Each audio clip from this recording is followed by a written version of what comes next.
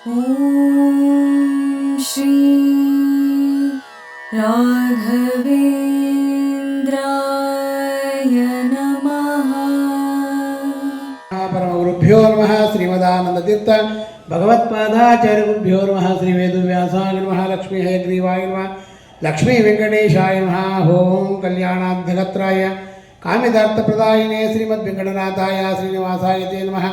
अभ्रमं मङ्गलयुतमजनं एवं सदा आनन्दतीर्थमतलं भजे तापत्रयनाशनं चित्रे प्रतिगम्भीरैः वाक्यैमाने अखण्डितैः गुरुभावं जयन्ति पादश्री जयतीर्थवाक् पूज्याय राघवेन्द्राय सत्यधर्मरताय भजतां वृक्षाय नवतां कामधेनवे दुर्वादिध्वान्तरवे विष्णुवेन्द्रे वरन्द्रे ಶ್ರೀ ರಾಘವೇಂದ್ರ ಗುರುವೇ ನಮೋ. ಅತ್ಯಂತ ದಯಾಳವೇ ಶ್ರೀ ಕ್ಷೇತ್ರ ಆಗಿರ್ತಕ್ಕಂಥ ಜ್ವಾಲಾ ಭವರೋಗ ವಿದ್ಯೆ ಲಕ್ಷ್ಮೀ ನರಸಿಂಹದೇವರ ಸನ್ನಿಧಾನ, ನವ ನರಸಿಂಹದೇವರ ಸನ್ನಿಧಾನ, ಸಂತಾನ ಗೋಪಾಲಕೃಷ್ಣ ಇರ್ತಕ್ಕಂಥ ಸನ್ನಿಧಾನ, ಮುಖ್ಯ ಪ್ರಾಣದೇವರ ಸನ್ನಿಧಾನ, ಸಾಕ್ಷಾತ್ ಗುರುಗಳಾಗಿರ್ತಕ್ಕಂಥ ರಾಯರ ಸನ್ನಿಧಾನದಲ್ಲಿ ವಿಜೇಂದ್ರ ತೀರ್ಥರು, ಜಯತೀರ್ಥರು, ರಾಯರು ಮೂರೂ ಮೂರ್ತಿಗೆ ಇರ್ತಕ್ಕಂಥ 48 ಸಾಲಿಗ್ರಾಮ ಇರ್ತಕ್ಕಂಥ ಇಂಥ ಕ್ಷೇತ್ರದಲ್ಲಿ ನಿಮ್ಮ ಗುರುಗಳಾಗಿರ್ತಕ್ಕಂಥ ರಾಘವೇಂದ್ರ ಸ್ವಾಮಿಗಳು ಪ್ರತಿಯೊಬ್ಬರಿಗೂ ಒಳ್ಳೆಯ ಆರೋಗ್ಯವನ್ನು, ಒಳ್ಳೆಯ ಭಾಗ್ಯವನ್ನು, ಒಳ್ಳೆಯ ಸಂಪತ್ತನ್ನು ಕೊಟ್ಟು ಕುಲವನ್ನು ಉದ್ಧಾರ ಮಾಡಲಿ ಅಂತೇಳಿ ಭಗವಂತನ ಪ್ರಾರ್ಥನೆ ಮಾಡ್ತಾ, ವಿಶೇಷವಾಗಿರ್ತಕ್ಕಂಥ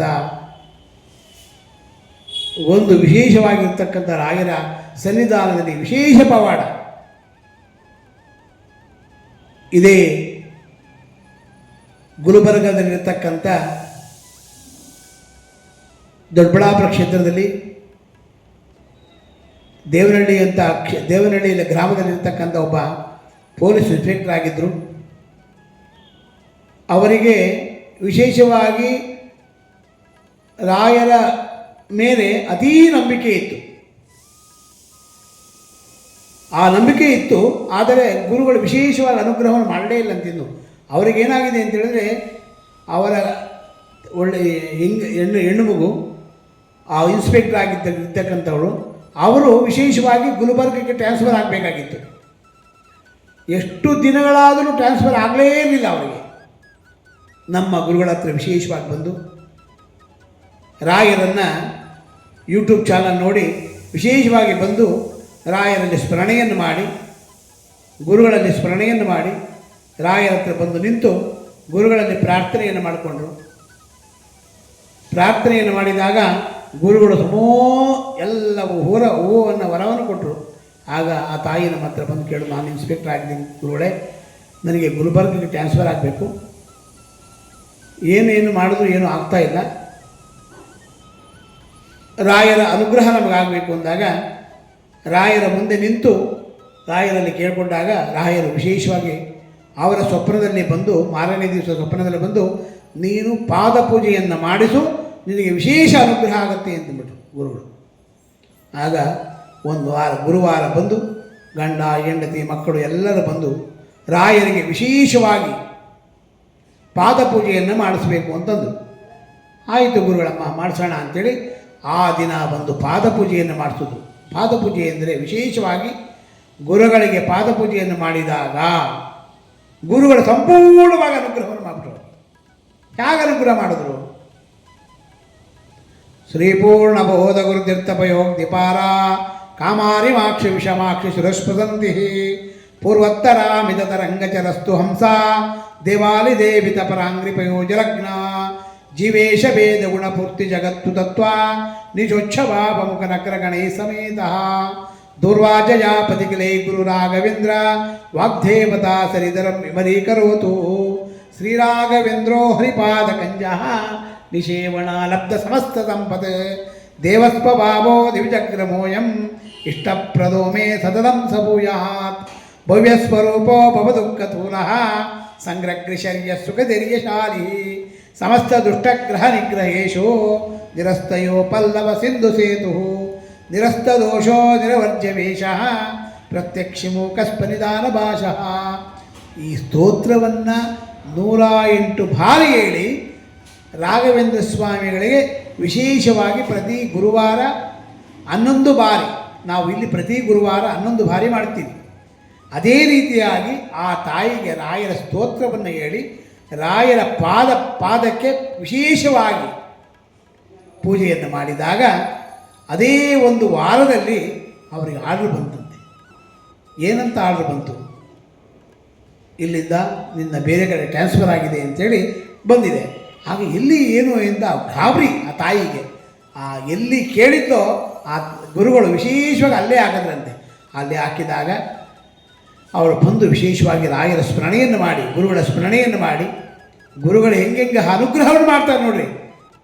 ಆಗ ಇಲ್ಲಿಗೆ ಹೋಗಬೇಕಾದ್ರೆ ಆ ಗುರುಬರ್ಗದಿಂದ ಹೋಗಿ ಗುರುಬರ್ಗದಲ್ಲಿ ವಿಶೇಷವಾಗಿ ಅಲ್ಲಿ ಆ ತಾಯಿ ಚಾರ್ಜನ್ನು ತಗೊಂಡು ಅಲ್ಲಿಂದ ಬಂದು ಅಲ್ಲಿಂದ ಗುಲ್ಬರ್ಗದಿಂದಲೇ ವಿಶೇಷವಾಗಿ 5 ಪ್ಯಾಕೆಟ್ ಅಕ್ಕಿಯನ್ನು ತೆಗೆದುಕೊಂಡು ಬಂದು ಈ ರಾಘವೇಂದ್ರ ಸ್ವಾಮಿಗಳಿಗೆ ಕೊಟ್ಟು ಅಭಿಷೇಕವನ್ನು ಮಾಡಿಸಿ ಅನ್ನದಾನವನ್ನು ಮಾಡಿಸಿ ವಿಶೇಷವಾದ ಅಂಥ ಮಹಾನುಭಾವರು ಗುರುಗಳು.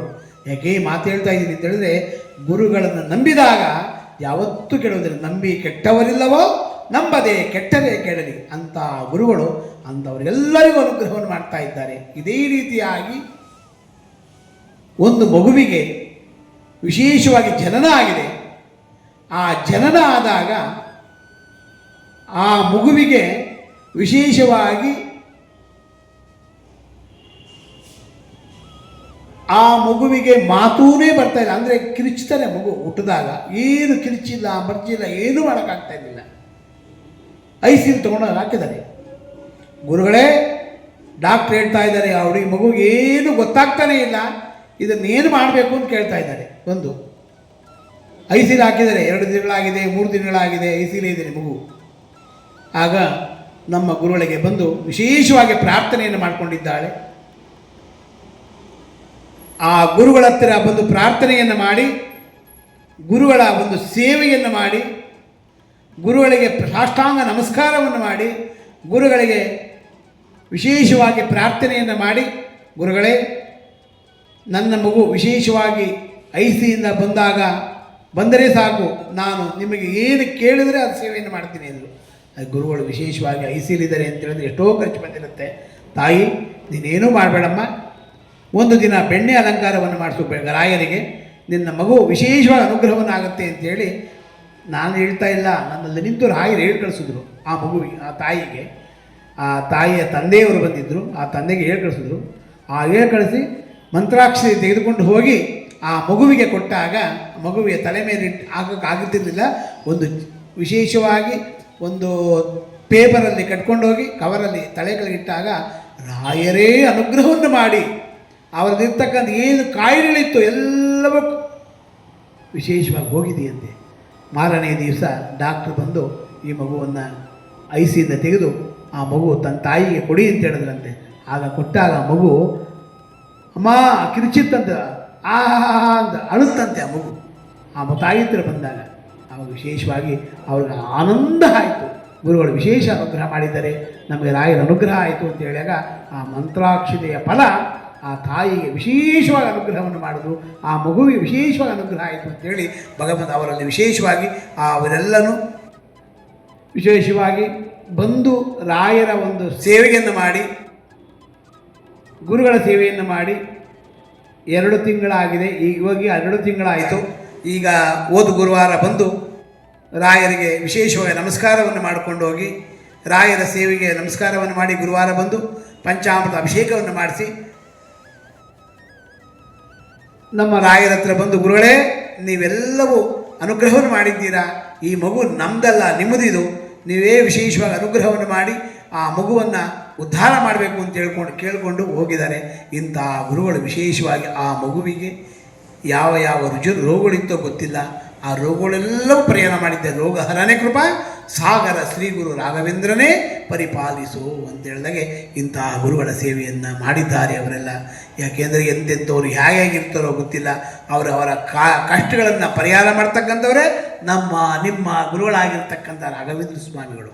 ಇಂಥ ಗುರುಗಳ ಸೇವೆಯನ್ನು ಯಾರ್ಯಾರು ಮಾಡ್ತಾ ಇದ್ದೀರಾ? ಅಂತಹ ಗುರುಗಳು ಅಂಥವ್ರಿಗೆಲ್ಲ ಒಳ್ಳೇದು ಮಾಡಬೇಕು, ನಿಮ್ಗೆ ಯಾಕ್ರಿ ಒಳ್ಳೇದು ಮಾಡಲ್ವ? ಅದಕ್ಕೋಸ್ಕರವಾಗಿ ಇಂತಹ ಗುರುಗಳ ಹತ್ರ ಬಂದು ರಾಯರ ಸೇವೆಯನ್ನು ಮಾಡಿ, ರಾಯರ ದರ್ಶನವನ್ನು ಮಾಡಿ, ಗುರುಗಳ ಸೇವೆಯನ್ನು ಮಾಡಿ, ತಂದೆ ತಾಯಿಗಳ ಸೇವೆಯನ್ನು ಮಾಡಿ, ಇವೆಲ್ಲವೂ ಮಾಡಿದಾಗ ನಮ್ಮಲ್ಲಿರ್ತಕ್ಕಂಥ ಎಲ್ಲ ರುಜುರೋಗಗಳು ಪರಿಹಾರವಾಗಿ, ಗುರುಗಳ ಸೇವೆಯಿಂದ ನಿಮಗೆ ಆರೋಗ್ಯ, ಒಳ್ಳೆಯ ಭಾಗ್ಯ, ಒಳ್ಳೆಯ ಸಂಪತ್ತು, ಅಜ್ಞಾನವನ್ನು ಕಳೆದು ಸುಜ್ಞಾನವನ್ನು ಕೊಡ್ತಕ್ಕಂಥವರೇ ನಮ್ಮ ಗುರುಗಳು ರಾಘವೇಂದ್ರ ಸ್ವಾಮಿಗಳು. ವಿಶೇಷವಾಗಿ ಕಾಮಧೇನು ಕಲ್ಪವೃಕ್ಷರಾಗಿ ನಿಮ್ಮ ಮನೆಗೆ ಬಂದು ಎಲ್ಲರನ್ನು ಉದ್ಧಾರ ಮಾಡ್ತಕ್ಕಂಥವರಾಗ್ತದಂತೆ. ಅದಕ್ಕೋಸ್ಕರವಾಗಿ ಇಂಥ ಗುರುಗಳ ಸೇವೆಯನ್ನು ಯಾರ್ಯಾರು ಮಾಡ್ತಾ ಇದ್ದೀರಾ? ಯಾರು ರಾಯರೇ ಅಂತೀರಾ? ಯಾರು ರಾಗಪ್ಪ ಅಂತೀರಾ? ತಿರುಪತಿಯ ತಿಮ್ಮಪ್ಪ, ಮಂತ್ರಾಲಯದ ರಾಗಪ್ಪ ಅಂತೀರಾ?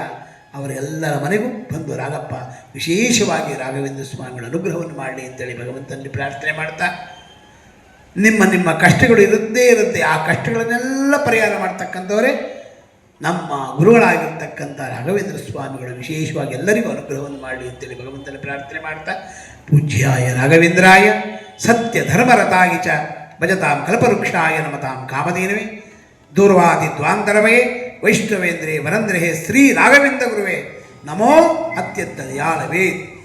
ಇಂಥ ಗುರುಗಳ ಸೇವೆಯನ್ನು ಯಾರ್ಯಾರು ಮಾಡ್ತಾ ಇದ್ದೀರಾ ಅವರಿಗೆಲ್ಲರಿಗೂ ಅನುಗ್ರಹವನ್ನು ಮಾಡಲಿ ಅಂತೇಳಿ ಭಗವಂತನ ಪ್ರಾರ್ಥನೆ ಮಾಡ್ತಾ, ಹಂಸನಾಮಕ ಪಕ್ಷಿಯಾಗಿರ್ತಕ್ಕಂಥ ಹೇಗೆ ಹಾಲನ್ನು ತಗೊಂಡು ನೀರನ್ನು ಬಿಡುತ್ತೋ ಅದೇ ರೀತಿಯಾಗಿ ನಮ್ಮಲ್ಲಿರ್ತಕ್ಕಂಥ ಕೆಟ್ಟ ಗುಣಗಳನ್ನು ಬಿಟ್ಟು ಒಳ್ಳೆಯ ಗುಣಗಳನ್ನು ತಗೊಂಡು ನಮ್ಮನ್ನೆಲ್ಲ ಉದ್ಧಾರ ಮಾಡಿ ಅಂತೇಳಿ ಭಗವಂತನೇ ಪ್ರಾರ್ಥನೆ ಮಾಡ್ತಾ, ಇವೆಲ್ಲ ಮಾತುಗಳು ಯಾಕೆ ಹೇಳ್ತಾ ಇದ್ದೀನಿ ನಿಮಗೆಲ್ಲ ಅಂತಂದರೆ, ಈ ಚಾನಲಲ್ಲಿ ಇವೆಲ್ಲ ಮಾತಾಡಕೂಡದು. ನಾವು ಎಲ್ಲ ರಾಘವೇಂದ್ರ ಸ್ವಾಮಿಗಳ ಒಂದು ಅನುಗ್ರಹ, ಗುರುಗಳ ಅನುಗ್ರಹ, ಆ ಗುರುಗಳ ಹತ್ರ ಬಂದು ಸೇವೆಯನ್ನು ಮಾಡ್ತಾರಲ್ಲ ಅವರು, ಆ ಸೇವೆಯನ್ನು ಹಂಚಿಕೊಂಡಾಗ ಎಲ್ಲರೂ ಬಂದು ಸೇವೆಯನ್ನು ಮಾಡಿ, ಇಲ್ಲೇ ಅಂತಲ್ಲ ಎಲ್ಲಿ ರಾಯರ ಮಠಗಳಿದೆ ಆ ರಾಯರಿಗೆ ವಿಶೇಷವಾಗಿ ಹೋಗಿ ನಮಸ್ಕಾರವನ್ನು ಮಾಡಿ ಗುರುಗಳಲ್ಲಿ ವಿಶೇಷವಾಗಿ ಅನುಗ್ರಹವನ್ನು ಮಾಡ್ತಕ್ಕಂಥವ್ರಾಗ್ತಾರೆ.